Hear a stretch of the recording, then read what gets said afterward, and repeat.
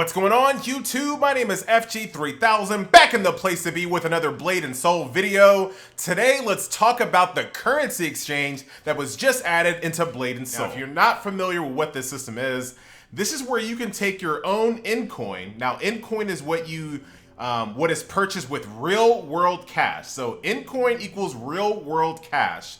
You can take your Incoin and exchange it for in-game gold. So if you have some cash in your hand like I do, I have 2,900 Incoin, which breaks down to about $30. I can exchange this Incoin for in-game gold.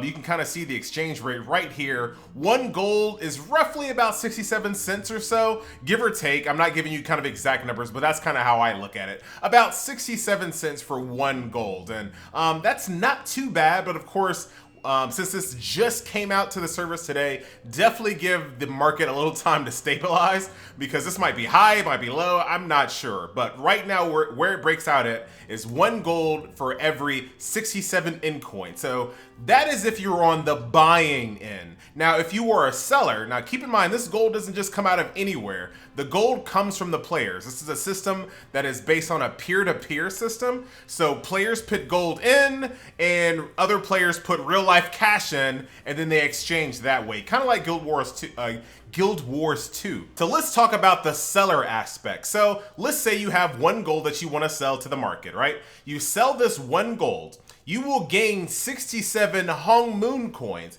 You're not going to get NC coins, and I'll kind of explain the differences between those two in the latter part of the video. But you will not get the NC coin currency, which is the real cash currency. What you will get is Hong Moon coins. Now, as you can see, there's a 7 coin fee, and at the very end, you will gain 60 Hong Moon coins after the transaction is all said and done. So if that doesn't make sense, let me go to F10 here.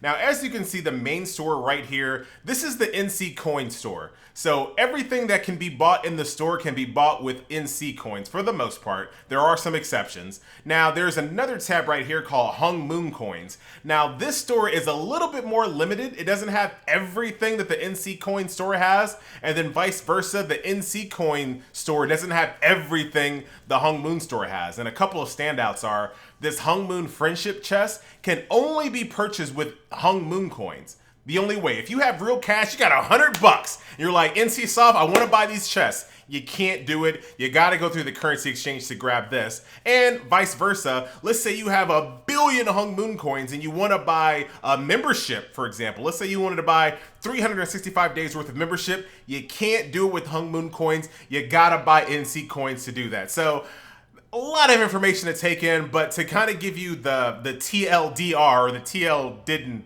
listen.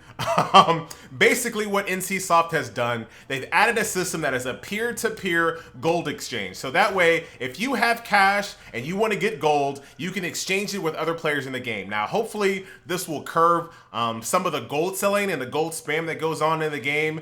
And also, it's very, very helpful to people that are free-to-play players. So if you are a free-to-play player and you want to buy things that are in the shop and you don't want to spend cash, all you have to do is grind gold and you can buy most of the things. I would say about I would even say 90% of the things that are in the cash shop, you can buy with gold in game now. As long as you grind up enough gold, sell it on the market, you can buy pretty much anything without opening your pocket if you have the grindability in your soul to do so.